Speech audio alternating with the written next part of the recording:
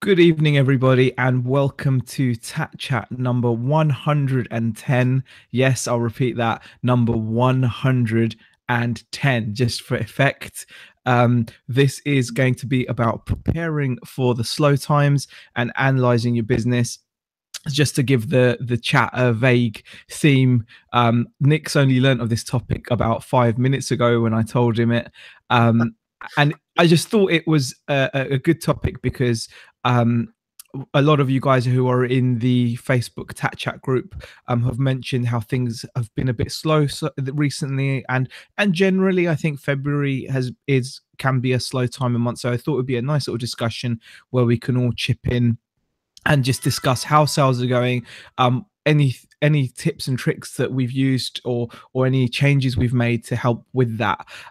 So just to say hi, Nick, how are you? Yeah, good. Sorry for the slow start, and sorry everyone in the chat as well for the slow start. It's meant to start at 6 o'clock. Just had a bit of a delay, minor, no big thing. Yeah, I'm good. I'm just getting the chat open and arranging windows. Yeah, lots of people have popped in, so welcome, guys. Sorry we were running late, as Zahir said, but we are good to go now. We've got Adam. Adam was first in by the look of it. Bumcrack's in there. Bumcrack's in there. That sounds wrong. Yeah, Bumcrack's in there. He is. Chelsea, hi there. Indie Chick says hi, Tap Tribe. So welcome, guys, to our regular Tuesday hangout. Yeah, well, I'm going to let you lead the way, and I'll chip in with. Sure. We got 50 odd people watching, so welcome. Yeah, I've said a few highs. Not going to be able to go through the whole chat, even though I always end up looking at it. But hi to everyone that's joined us. Really appreciate it.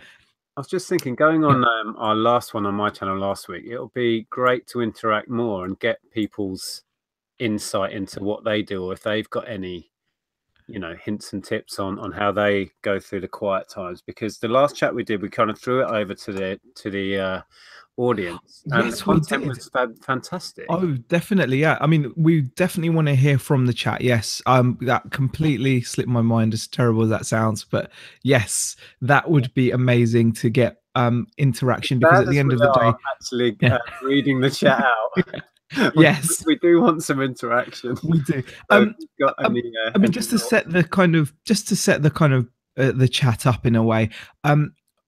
Since I think when you everyone starts reselling at different times, and depending on when you start, can sometimes maybe lead you off with a wrong impression of how things are like. So, for example, if you're someone that's just started reselling on eBay or Amazon or wherever, but you started reselling in maybe September, October time, you're going to have an idea that certain items are good sellers. You're going to have an idea that certain items sell regularly in the run up towards Christmas. And especially if you're a new seller on Amazon, I'm guessing it would be completely bonkers, especially when running into the last few weeks up to Christmas, where you can pretty much send most things up within reason, obviously, and even the most bizarre items, or even the most items that you wouldn't think you'd get certain money for, you will get certain money for. So it can affect you. Likewise, if you started selling in February, March, you might think, oh, wow, this is a bit of a struggle, because things do change. I mean, even January can be a bit deceptive, because I think after Christmas people take this big deep sigh of relief, don't they? Like, oh, okay, the mad rush is over. But January tends to hum along not so bad, in terms of sales. Yeah, we certainly found January was okay. I think people have Christmas spending money a bit, and Amazon certainly ticked over really well through January. I think there's almost a knock-on effect from Christmas, where people have been to parties and played board games or seen someone else's toys and decided, I want that. And also, I think there's a bit of a hangover from Christmas spending, because people are like, I didn't actually get the stuff I wanted for Christmas, so they go buy it in January. Or they've got Amazon vouchers or just money in their pocket and they spend it. But I was thinking, I was briefly thinking while you were talking there, I think one of the things, February for us has been slow, but we listed, or I listed the contents of that stationery cupboard, and they're things that people want day in, day out. Doesn't matter what month it is, what, you know, what time of the month it is. It's just they're sellers, like envelopes I was selling and ink and stuff like that. So if you can have stuff in your store that's just perennial, it doesn't matter what month it is, because we've sold nearly all of that stuff already, and it's made us hundreds of pounds. And it's just random stuff like hole punches, and you know, I think that's a really fantastic point, because I mean, we certainly struggled last year. And especially at this time of year, we really were struggling. I mean, if you go back and watch some of the videos from this time last year where we're sharing like our weekly sales figures, some of them were truly terrible. And I think that, you know, what you have for sale definitely is such an important thing, because we last year this time we were puzzled because we'd had more listed on our eBay store than we'd ever had, and we were regularly listing, but we were finding we just weren't getting the sales. And I think that it's very important, like you said, you know, you mentioned there with that stuff that you got from the auction, that stuff is, it doesn't have a time of year to be popular. It's popular constantly throughout the year. People are going to need, the people that are buying those supplies now in February are going to still be wanting to buy those supplies come December. It's like consumable stuff. I mean, we all know what it's like. When you run out of ink, you buy ink. It doesn't matter when it is. And it's the same as like, I had loads of boxes of these little car tag things that car salesmen put the keys on, and they can write on the registration number and stuff. When they run out of them, they just buy them. They go to eBay or Amazon, wherever they choose. They'll find the best deal and they'll buy it. And that's happening day in, day out. And we sold, I think, 8 boxes of those car tags within a week. Crazy. And it's like, oh, okay, I need to get more of this consumable stuff. It's awesome. Exactly. And I think it's that's part of analyzing your business. I mean, we recently had a comment on this old video that kind of brought my attention to this, really, because as a lady that commented and saying, wow, I find a lot of this stuff you're showing, but for 50p to £2, so a lot cheaper in whichever area that that commenter was in. And I had a look at this video, and sometimes you forget, you know, you make all these videos, you forget what you're picking up. And I was looking at the stuff we were picking up and how much we were paying for it. And I've got to say, we wouldn't be paying those prices now. We wouldn't be picking some of those items up now.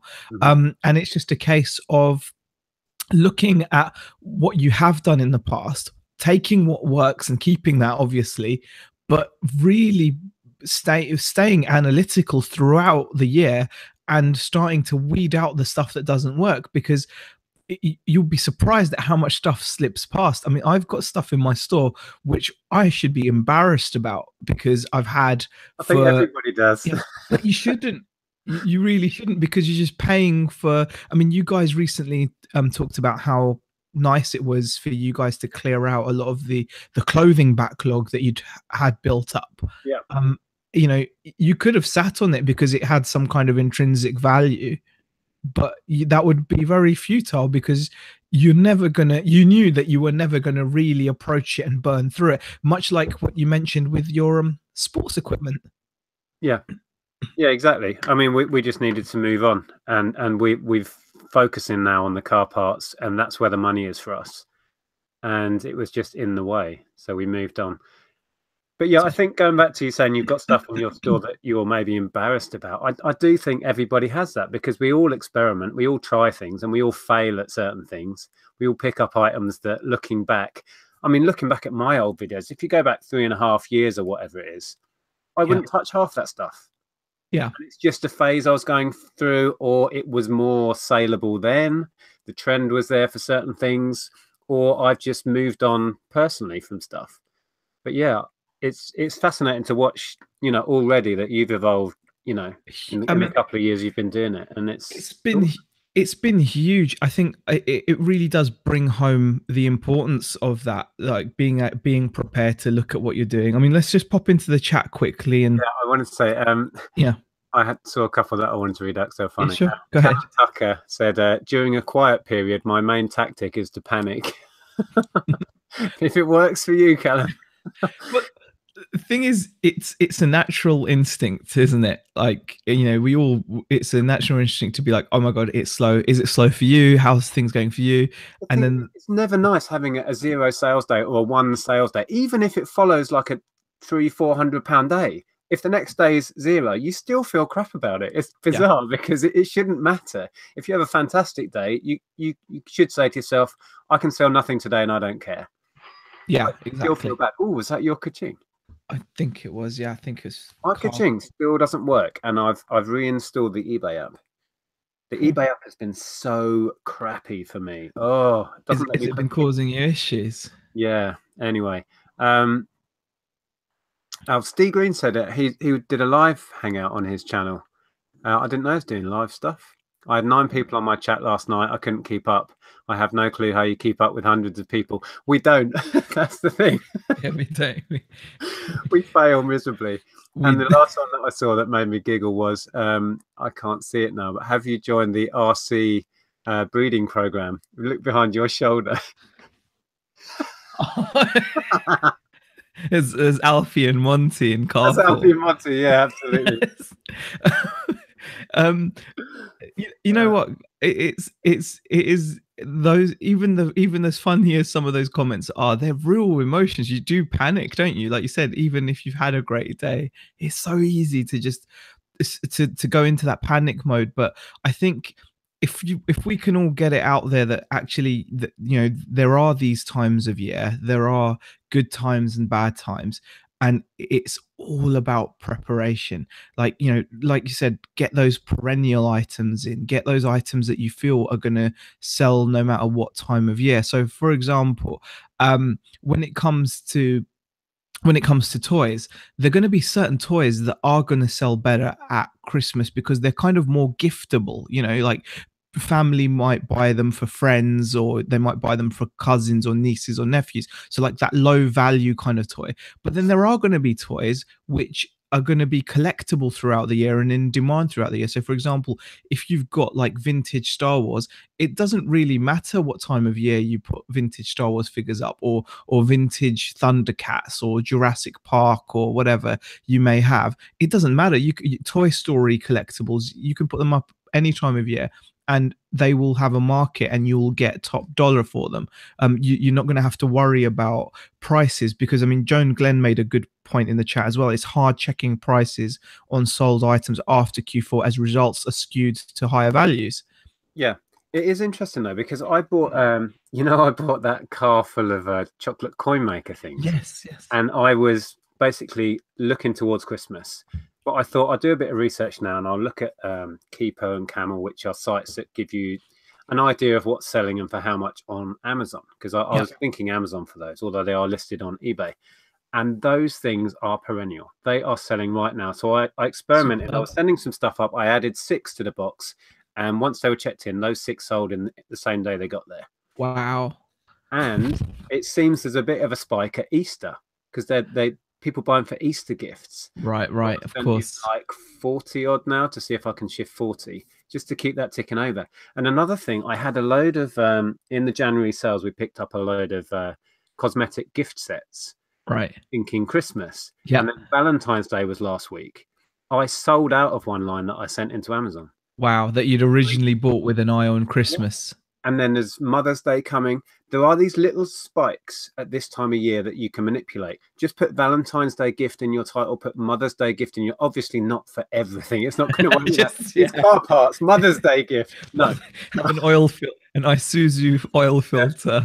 Happy Mother's Day, Mum. You get what I'm saying. You can tweak current listings. You can get stuff maybe you put away for Christmas and just tweak it and think a bit differently and get some sales. I was amazed. We sold, there's one in the background, these like super spa gift sets and stuff. I sold loads of, not that one actually, but smaller sets, and I sold a lot. And again, that will only come by analyzing your business. That will only come by, you have to think that way. It's because a lot of the time we're out there scavenging for stock and we're out there hustling and looking for those treasures. Sometimes because that mindset required for that is going to be different than the mindset required to think, okay, what kind of stuff do I need to sell during the slow times? Because the unique collectible stuff is great, but it's not always going to be in demand. Whereas if it's about having a balance, I suppose, because even if you had a store full of super rare vintage Lego sets, for example, worth a lot of money, even though they'll sell consistently throughout the year, they're not going to be the kind of item that you're going to sell every day, especially if they're priced in the hundreds, for example. You might have the Taj Mahal Lego set, but you've got it priced at like 800 quid. Hi, Alf. Okay. Yeah.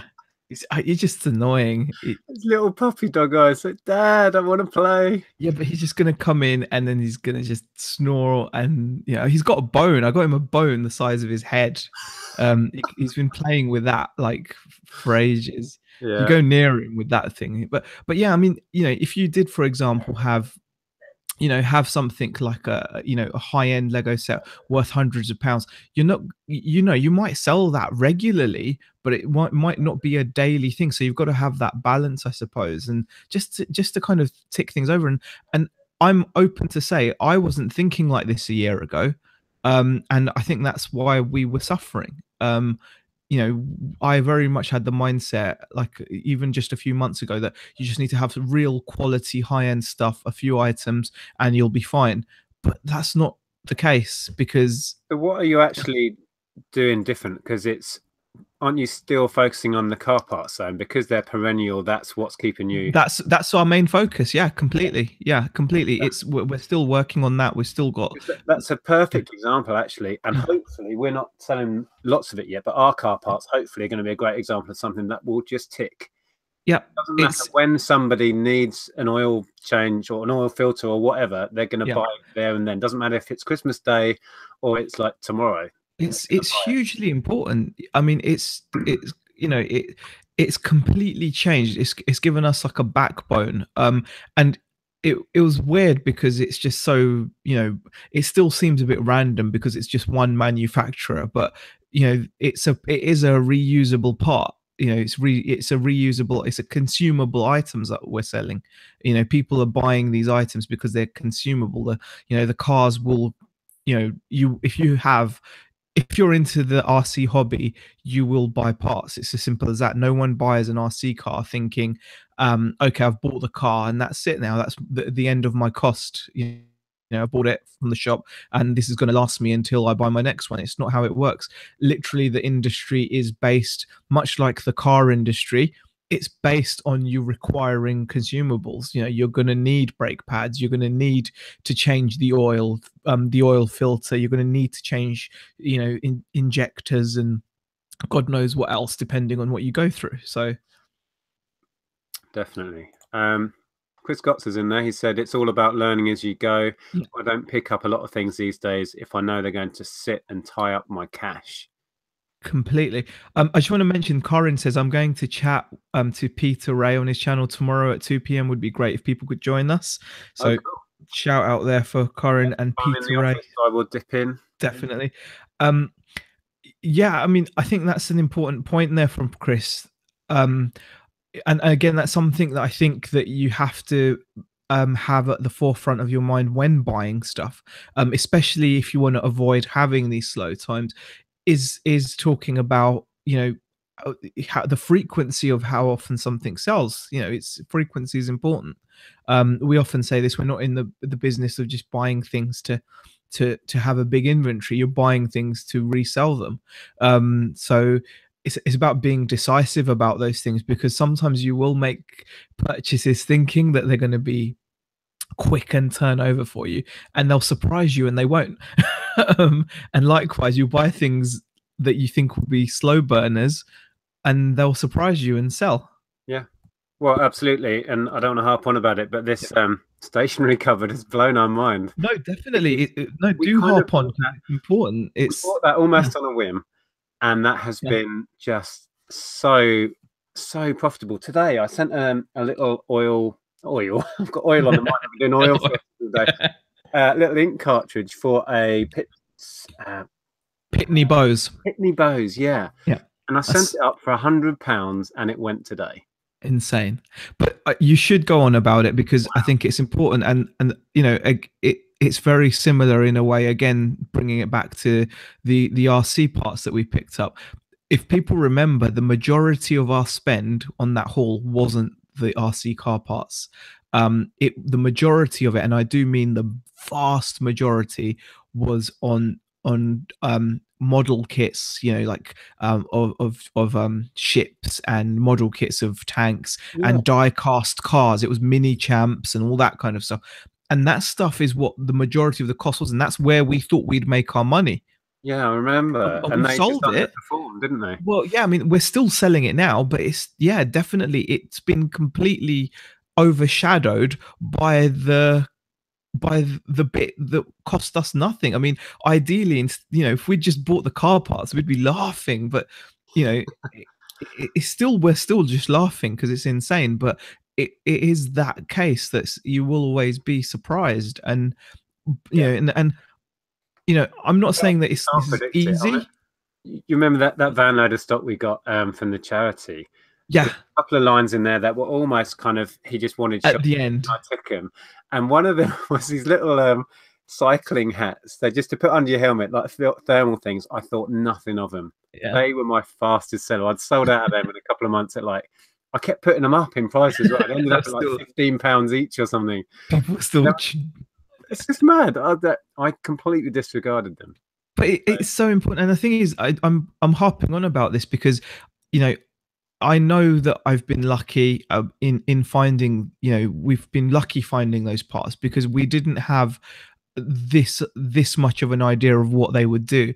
But I suppose what we're doing is we're simply sharing what finding something like that can do for you, and opening your guys' eyes to it, that look for this stuff, because I didn't even know to look for that kind of product. As dumb as it sounds, my idea of reselling before finding this, you know, before stumbling across these RC parts, was to go out and scavenge and hunt for stock as much as I could to do well. And you can definitely do that, and it does work, but you are more susceptible to these rough patches. But once you figure out that actually there are items out there that you can pick up which can sustain, you know, be like just a trickle over every day, you can sell some of.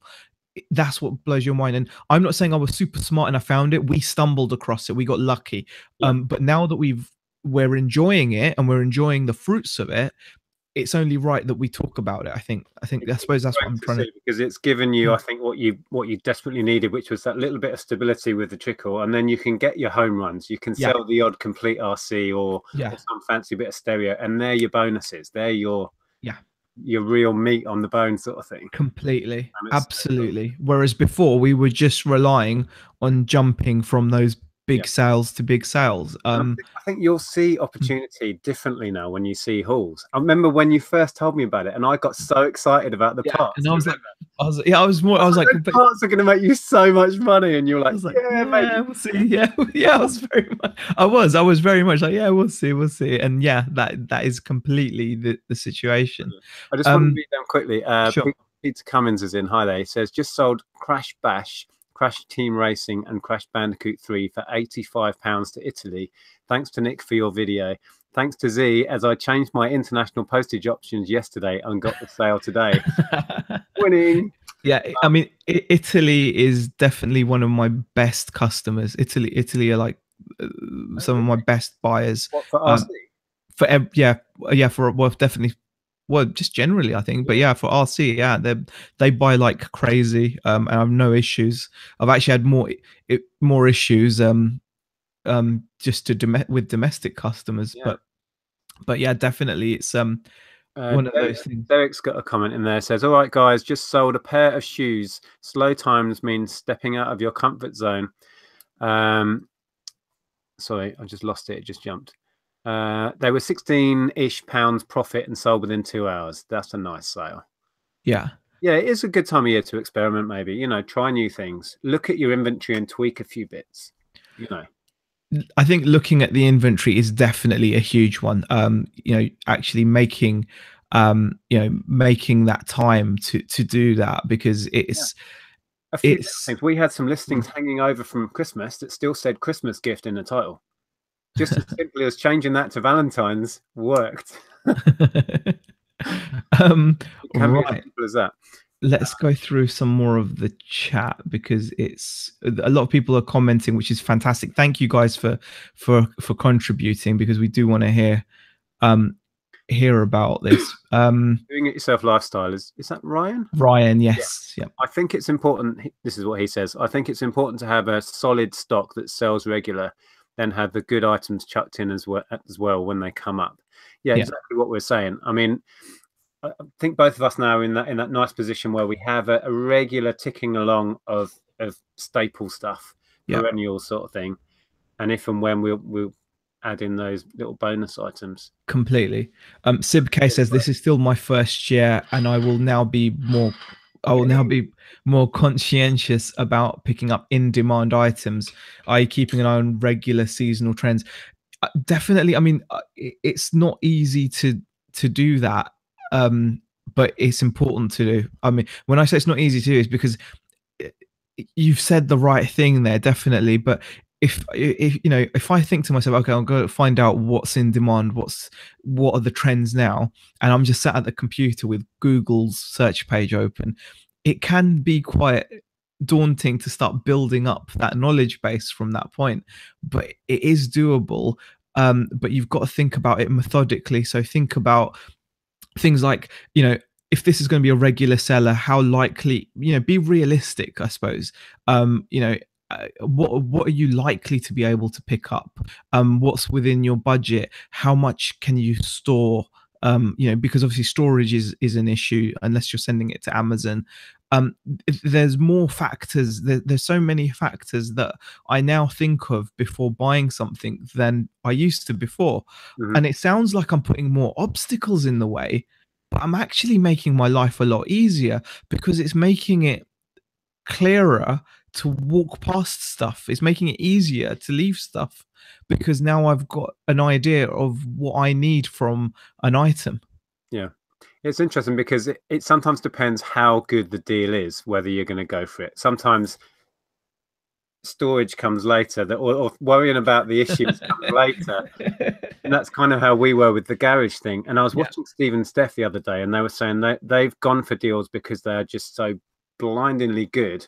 And then they've ended up with a truckload of gear, for example, from like government liquidation, and then they've worried about it later. But dealing with bulky stuff for them just opened up a whole other world of profit.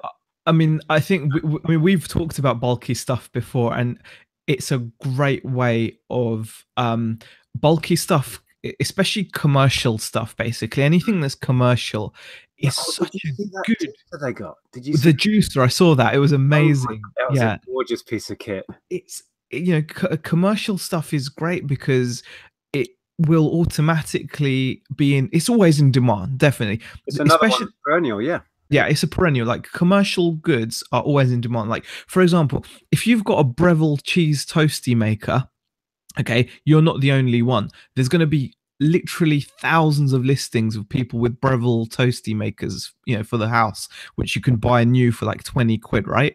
But if you've got a commercial panini, you know, squasher thing, a proper high-end thing, you know, big stainless steel item that you've picked up, there's instantly you're dealing with a much smaller market, but more importantly, you're dealing with a market that buys those things regularly, because guess what? Restaurants are opening and closing all the time. They're using these things a lot, so they obviously need replacing more often. You know, restaurants can expand, cafes can expand, all this kind of thing, and they're in demand. And they're so expensive new. Exactly. So, you know what I mean? I've had so much success with just one small part of that segment, which I'm guessing you guys will get: coffee machines and grinders. I've made so much money so easily, because they're big, bulky items, so a lot of people don't want to deal with them. And if you can be bothered to deal with them, and what I mean by that is be willing to ship them. I mean, I saw 2 commercial coffee grinders sell the other week for like 15 or 20 quid. You know, because they were on an auction finishing at a silly time, and they were collection only. Anyone can list something collection only, but shooting yourself in the foot. If you're going to bother with something heavy, go the extra mile and be prepared to offer the shipping. I know we digress a little bit there, but it's important. I was just reading in the chat. Joan Glenn Martin is in. Hi there. She says, I am to knitting machines what Nick is to car parts and Z is to monster trucks. Know your strong expertise and buy that stuff. Now, I think you're right, Very but true. I am no expert on car parts. I know nothing. I'm a kind of A to B guy with cars, and I let my mechanics sort that stuff out. I think you don't necessarily need to be an expert in something, and you shouldn't let that be a barrier. You know, at that garage auction, I can guarantee I was the person there who knew least about cars, and I bought the most stuff. Yeah. What does that tell you? It's like, exactly. I don't need to know because they're part number. If I was buying stuff that was, oily and greasy and just bits and bobs, I wouldn't have touched it. But it's part numbered. Brand new I can package. Yeah. number that will tell me roughly what models it goes to. Blah blah blah. Make a listing. Done. You don't need to be an expert in everything you sell, is what I'm saying. And Peter Cummins says, do you think the people you bought the RC Hall off knew the value of it? Surely they knew the cost they paid for it. Peter, the funny thing is, the guys I bought this stuff off of, they paid even less than they charged me because they were a liquidator. They're the company that go in, and they are now the company that pretty much own the HMV brand. They shut down Model Zone, hence why they got all of this stuff. So they probably paid next to nothing, if anything. I don't know what they paid for it, but they were selling to me at a profit. They were making money on me, definitely. Well, the garage where I got all this stuff, that was all being run by the auction company that we know, but for a liquidator on behalf of the parent company. So that was all liquidated stock as well. Steve asked question: will you guys be booting this year, or will you solely be concentrating on your hauls? I'll be boot sailing. Yep. I may change what I'm looking for and the volume I'm looking for. But I'm cracking through this car parts pretty quick. I'll be honest, I'm not sure, because I might do the odd one if I get that Sunday morning itch where the sun's out, it's really warm. I'm going to take the kids with me and then we're going to go and get an ice cream afterwards or something. I might do that, but I'll be honest with you guys, otherwise I'm not that fussed now, simply because I feel personally that my time, Beck's time, is going to be better spent dealing with hauls. I mean, either this one or another one or something else, because it that makes sense. Yeah, perfect sense. I think I was talking to Andrew about this, and I think if and when I do go, I'm going to be trying to buy for FBA, so I can just constantly have a box on the go. Let's say I come back with a load of sealed media, a load of CDs that I know will shift, a few board games, whatever it is. Yeah, just put them in that box, and then once or twice a week, send it away to Amazon. It doesn't get in the way of all of this. Yeah, it doesn't slow me down listing and getting through the car parts. Yeah, that's one way I might do it. Just really focusing. Yeah, I mean, it's always nice to have that option to go, because you can get some amazing deals. But I think that I suppose because the reliance isn't on it anymore now for the majority of the inventory, it would be more for like a cherry on top, if you know what I mean. Like I've got the inventory and I'm happy that I know how to continue to get inventory now. I'm more than confident. I've got contacts now. I'm more than happy that I could go out and get more stuff like this or other hauls. I mean, when you look for them, they're there. I just find that everything has a cost, and you've got to be, again, this is an analyzing your business again, because everything has a cost. If you go to a car boot sale or if you go to a charity shop, you have to accept and realize that there's a time cost involved. There is the cost of the inconsistency. There is that is a cost in a way, because I'll give you guys an example. Just the other week, me and Beck had that car boot itch. We drove 40 something minutes each way. We paid £10 worth of entrance fee. Wow. £5 each to get in early, and I don't think I came away with anything. Or if I did, it was like one.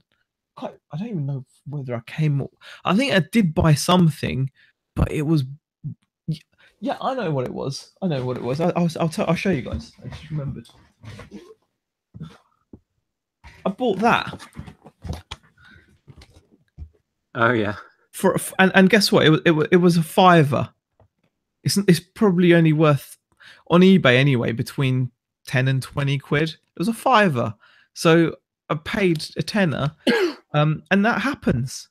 And that can happen a number of times in a row as well. And last year when we were at a pretty stressful point in terms of finding quality inventory, it did happen a couple of times, right? And that's all it takes is for this to happen a few times in a row, and it can happen. Everyone can have dry patches. Imagine if you didn't have that security of the haul now, that would have I'd been be really stressed if that's it. Imagine. Yeah. I think for me, going back to my little sort of semi-strategy of going boot sailing to do FBA, going back to the original title about things being slow, Amazon has been really great for us because we haven't been piling stuff on eBay and we've been sorting and dealing with our backlog and getting rid of stuff and doing other things. Amazon has been turnover wise fantastic because that's kept ticking along. And I really want to maintain that. I really want to maintain, I don't know, a box a week going up to Amazon throughout the year. But I have got a lot of stuff put away for Christmas, but I don't want that to be all I do on FBA. I thought at one point that was all I was going to do with FBA this year. It's Christmas. But I think I'm just going to... It makes sense to just constantly have something on the go, definitely. I mean, there's a big opportunity. I was going to say, to January, February, Amazon has stayed pretty consistent and really good for us. So I want to keep that going. That helps smooth out the bumps for us. I definitely think, keeping that on the go definitely makes sense. I just wanted to mention Indie Chick's comment. She's made a good idea, but she's made a good point. She says, does anyone use the sourcing tips function in eBay to see current trends and areas of growth? And the reason why she talks about that is Reseller Mum then has chipped in and says, yep, love the growth charts, especially for colors / brands in categories I'm new to.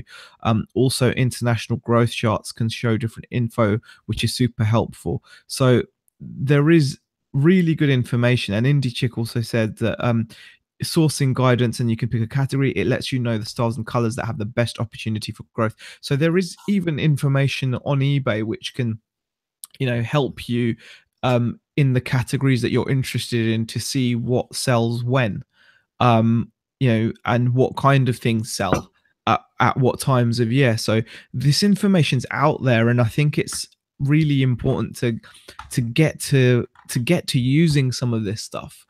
You pay for a shop subscription and they give you a bunch of stuff, and if you think about it, they take their time. They do like live webinars and things as well, and you can learn a lot from it, but most of us probably don't bother because it just seems like fluff. But it's not. It can help. Yeah, I think I'm guilty of ignoring most of that information. I just carry on in my own little bubble, and I didn't even really know you could use the information that Indie Chick was talking about. I didn't. Yeah, no, neither did I. But in your situation, it might not impact you that much. But depending on what you're into, it could be what gives you an edge in a particular niche. Like obviously for me, it's not going to bother me because pretty much we've hit the jackpot in the sense that I've probably got more Thunder Tiger RC car parts than anyone else on eBay now. So no one else can really little things you can do as well. I was just thinking when you were saying there about what you can do to smooth things out, try and get more sales when things are quiet, look at your store, is to implement your own international shipping. I know you're a big sort of, you harp on about this, but it so is true. And I'm going to the effort of putting international shipping on all of these car parts now because that's something you can do to make yourself stand out. There's loads of these parts all over eBay. A lot of people that are based in the UK are not offering international. No. So I can, jump ahead of those people. Completely. It can make a massive impact. I mean, I did make a video recently, or I think it was on one of our Friday Chinwags, where we shared like the percentage breakdown, and it's pretty big for us. So it could be big for you guys if you're not offering international shipping. and more. I mean, Joan Glenn has just commented again, says, agree with Izzy on shipping. So far this year, 1K machine to Spain, one to Germany, and a Singer to Spain, all weigh about 15 to 20 kilo. Oh, wow. So, yeah, some That's impressive. substantial weight there. Ryan doing it yourself lifestyles put a comment in there. Question: how can you put a price on your time? I started wasting 20 or 30 hours a week sourcing. Now I do it all with a phone call. Time is money, and I'd rather be sorting and listing than hoping to find things. Yeah. See, that's a really good question, because and that's what's made me decide about, or made me really question about how often we're going to be going to car boots, because that was the worry. You know, it is luck of the draw as to what you're going to find, and I think you have to think about, you know, how much time are you willing to risk to that, because you know, it can seem unfair sometimes. Like, I know the first time in months I went to a car boot in October or November was when I came across the 300 quid jacket. But that was just lucky, wasn't it, really? Yep. Let's see what people are saying to that. Right. Chris B says it's much better when you have a number of contacts, so much easier making a call than going outsourcing. 100% agree with Chris B. Yeah, definitely.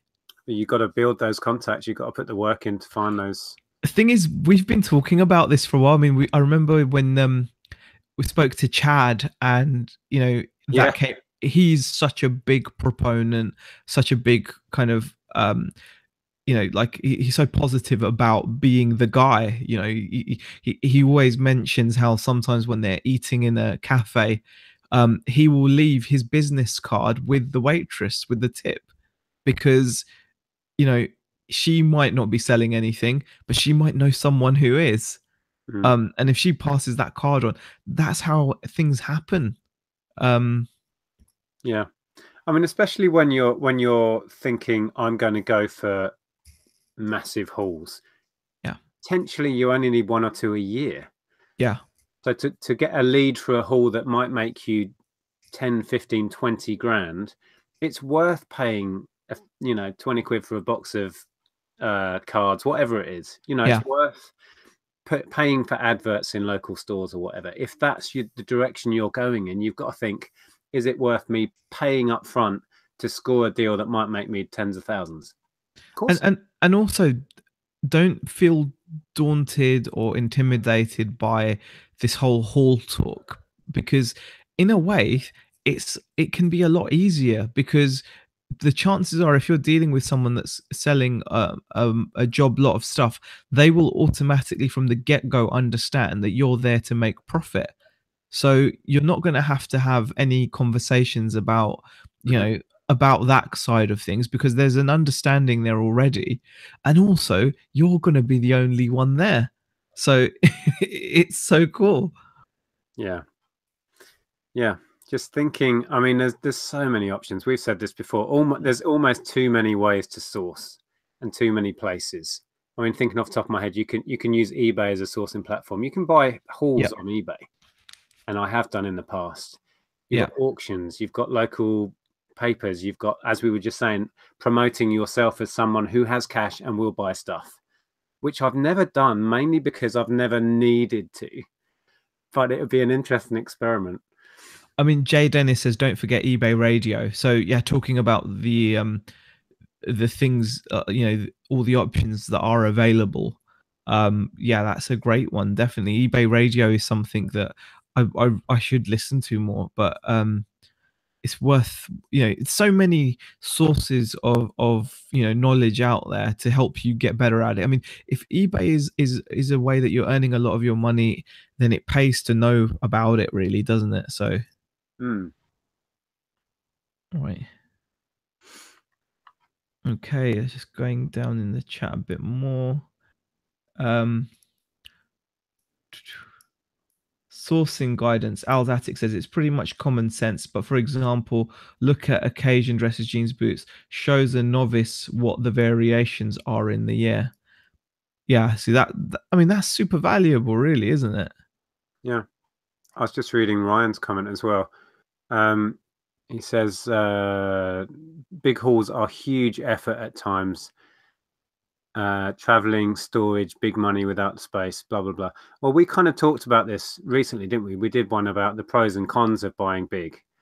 It saves you a lot of time, but you have to accept the hassle that might come along with moving it, having all that money tied up for a long period of time potentially. It is a lot of common sense, but yeah. I mean, it will give you a much better chance of seeing through those traditionally quiet periods of the year because your shop is set up different.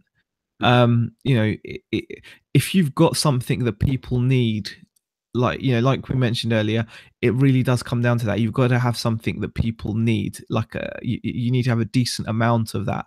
Now, you know, that doesn't, you don't even have to buy it in a haul. You can just search for it. So for example, like Nick was mentioning, going to Car Boot specifically for sealed goods for FBA, just it's about, once you know what the issue is, you can focus in on it, and maybe you can just adjust how you're sourcing to match that. And I think what it comes down to, especially to get through the slow times, is to have that stuff that people need.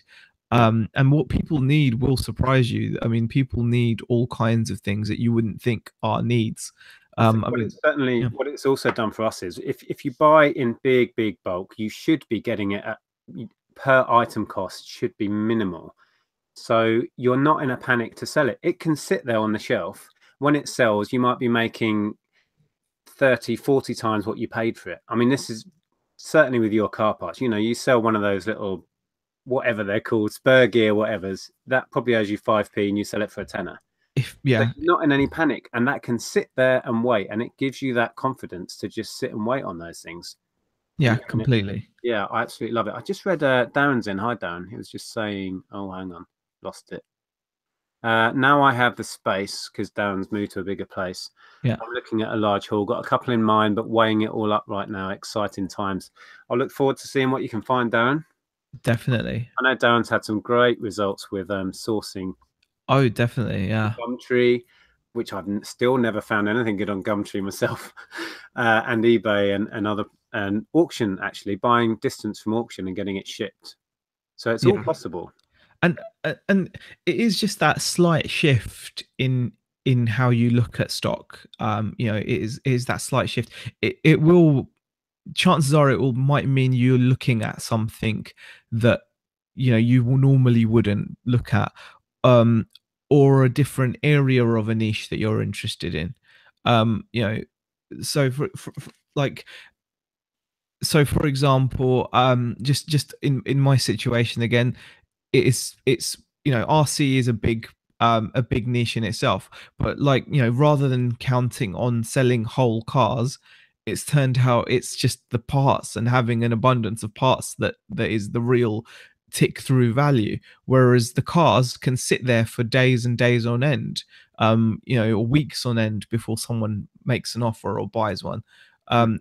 Whereas having a selection of the parts is what just goes through. So Etic85 says, I bought an eBay electrical haul. Yeah, I was going to read that. Yeah. Oh yeah, for £15, making over £1,500 last year.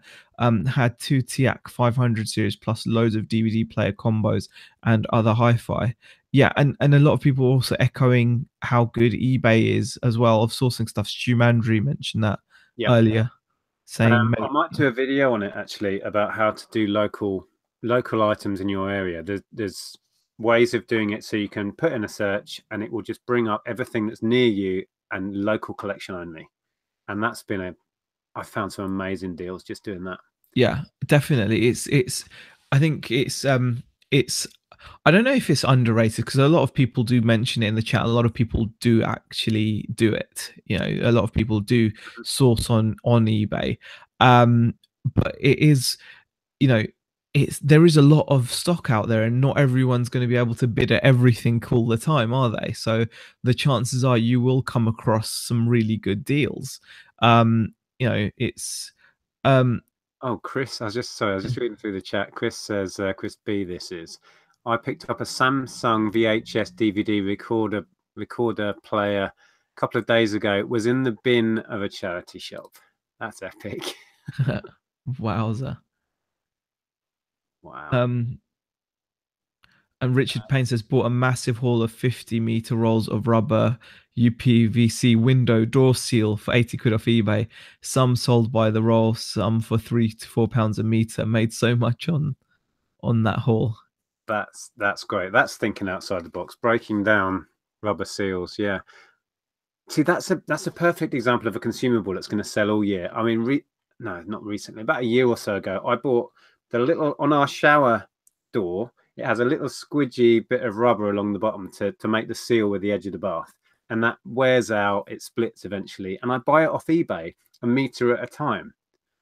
So if you can come up with those things, and this guy, the listing I buy it off, has sold thousands of these things day in, day out. It sells Amazing. thousands. Well, that's just it. I mean, I think you actually said this in on Sunday, where you said, I think someone asked you like, how many listings do you need, or something along those lines, and you were like, well, you could just have one that sells, multiple times a day, and of course, yeah. that is as silly as that sounds. It's so true.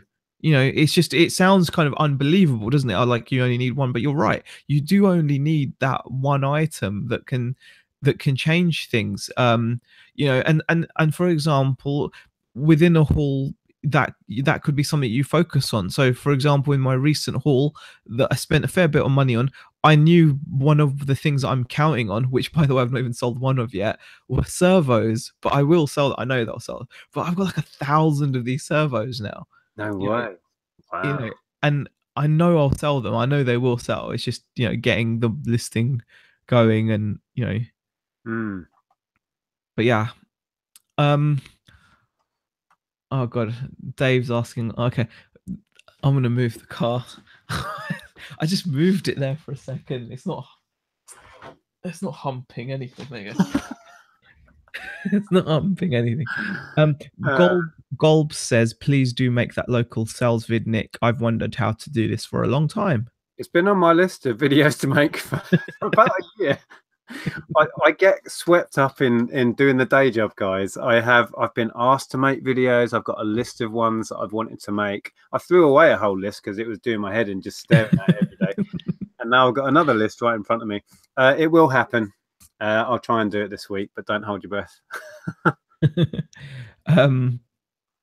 Jay Dennis says, Nick, Bay crazy easier than the eBay search. Bay crazy? Yeah. Oh, okay. I don't know what that is. I've not seen it. Bay crazy. Let me just Google it. Yeah. Falling on a Bruise has joined us, Andrea. Stu Mandry says, resourcing on eBay. If you specialize in a particular niche, you can always profit on other people's lack of knowledge, poor titles, incorrect descriptions, etc. That is such a good point, actually. It's definitely, I think if you do have that extra bit of insight, and the keywords that work on certain items, you can almost search a bad title from that. So often, like when I'm looking for, I don't mind you guys knowing this, to be honest, but like often when I'm looking for like commercial coffee grinders or something, I won't type in Mazza Luigi or Mazza Mini or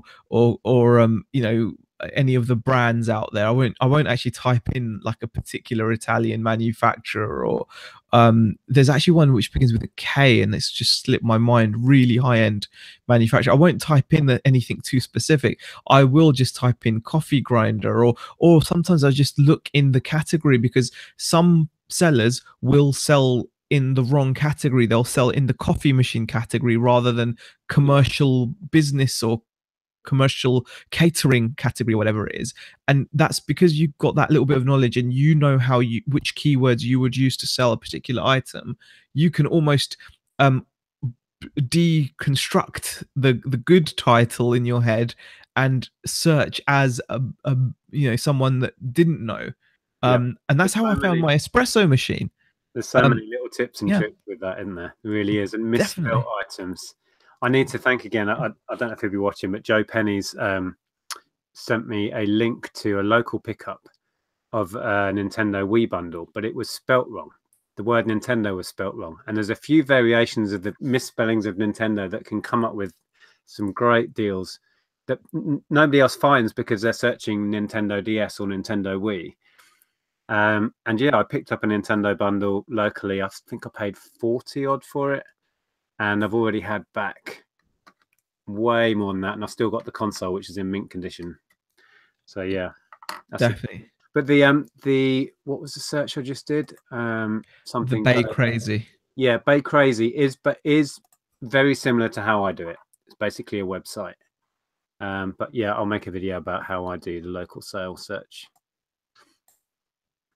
Okay, let me catch up in the chat.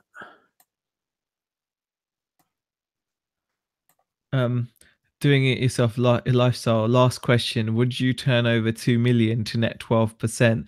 One business on eBay does. I was reading.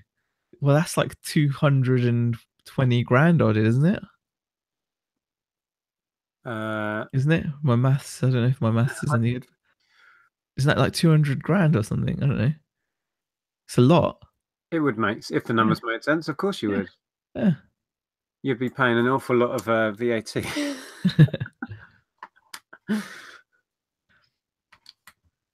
Okay. Seth Rifslot says, I'd love to sell one type of Ferrari in one listing, but have quantity of 10 or more per day. That would make me very happy. Yes, that would make me happy too, but I can't see it happening anytime soon. That's why we said you've got to be realistic when you're looking for these items. It's probably not going to be as glamorous as a Ferrari when you do find an item. No. It is funny what sells. It does surprise you. It's like those little key tag things that I sold all the boxes of. They just flew out of the house. Stuff that's in demand. Daisy May says 240k. Oh, yes, there you go. About right. I said 220, but 240. Misspelling fatfingers.com. I've heard of that website. I think I've actually been on it. That will do a search for you with like all weird spellings all at once. Yeah.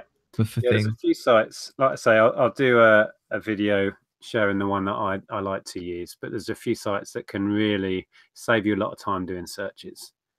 Sib K asks question: are RC car parts generic, or do they vary by who made them? Yeah, they're all different. So we've got a lot of Thunder Tiger. That's the brand that I've got, is like Thunder Tiger. I do have some other brands like Tamiya, which is a well-known one. We've got some for HSP and for a few others like Sen and whatever. But the majority of it is Thunder Tiger. The vast majority of it. There's a question there that perhaps we'll touch on, and then it's already 10 minutes past nearly. Yeah, Jason Entwistle, I think he asked earlier as well. I didn't read it then. Yeah, I have a return request from 4 months ago. Any idea what I should do? If that's outside of your returns window, I would refuse it. Yeah, 4 months is a long time. So and see what happens. Yeah, you're well within your rights. That will just close. It's kind of annoying that they even let a buyer open a case that long after buying something, to be honest. Yeah. But there we go. All right. Peter Race has got to go now, guys. Hope you can join tomorrow for mine and Karen's chat. Great chat, Nick and Z. Thanks, Peter. Thank you for popping in. I will try and pop in if I'm around. There are 122 people watching at the moment. So thank you, everybody, for popping in and contributing to the chat. It's been really helpful. It's just good to see, like how other people have kind of been, or their views on this, because it is something that affects everyone at the same time every year, pretty much, isn't it? Like this kind of lull after the busy there's a natural slump after everybody has spent too much at Christmas. Yeah, and I think it's nice to know that there are things you can do. There are things you can do, and if you guys have picked up any tips out of what we've talked about, then hopefully. I think if we leave on a positive, that there is stuff selling all day, every day on eBay, and there are stores that are probably doing as well now as at this time of year as they do all year round. So it's just about protecting yourself a little bit by having some perennial stuff in there if you can find it. And I'm not saying that's easy. No, definitely not. Martin Sheridan says, I hope PayPal working capital does not stop. Yeah, that would be a shame if it stopped, because it does help out massively. We've used it to really good effect. Why would that stop? Oh, because of the know. eBay changes. Because eBay's Well, I think, yeah, I mean, I don't, yeah, because that's not going to happen for a couple of years, though, is it? I mean, and I don't think PayPal working capital would stop, because they're just going to base it on what your takings are. They don't care who they're from. PayPal won't really care that it's from if your eBay. money starts going through the new eBay payment system, Then they will care, because then they won't see any money going into their account, and they'll think that you're might not worth the risk. Yeah. I wouldn't be surprised if eBay did a similar thing. But my understanding of this, though, is I'm pretty sure I read that PayPal will still be there as a payment method. Yeah. So a lot of people obviously trust and use and already have a PayPal account. They're just going to continue paying through PayPal. They're just hoping to snag people and convert them over. But I think it's going to be quite a slow process, because a lot of people are just going to just. I would imagine eBay's long-term goal with this is to phase PayPal out, move them away, and take that extra slice of the pie through. But it's going to take a long time. Like I say, PayPal are so entrenched, everybody has a PayPal account. And it's still going to be there as a payment method, even, just like they offer, because if you think about it, they offer Visa, MasterCard and all that lot, don't they? So you can pay via those payment methods. So Andy Robinson says, don't forget buyers have statutory rights. Read up on it. It might shock some sellers and buyers. What buyers are entitled to under consumer law above return policy rules. Very true, Andy. Actually, that is a good point, especially if you're selling something as new. If you sell something as new, this is actually quite a good point. If you sell an item as new, you do have to offer some, you have to be prepared that you're going to have to be responsible for an item for a much longer period of time. It changes things. Used, I think, it can be a bit different, but new things can, because you're selling it as new, then why shouldn't a customer have like a 12-month or even longer, time period to return something? And plus, even if you open a case via eBay, the customer still has the option of going to PayPal, don't they? And PayPal, I think, offer like 180 days or something to. I mean, in Jason's example, I would find out what they're claiming the issue is, have a conversation with them, but just see if you can just refuse it, and then they might go away. It's doubtful. And then speak to eBay and find out where they stand on it. Yeah. But yeah, communication is key with that sort of stuff. Right, I'm going to have to go. Yeah, definitely. 7:10. Thank you, everybody, for joining us. Appreciate it. And we will see you guys in the next video. Yeah, thanks for your comments. I hope we got around to reading more than we normally manage. Yep. That was really good. Enjoyed that. See you later, guys. Cheers, guys.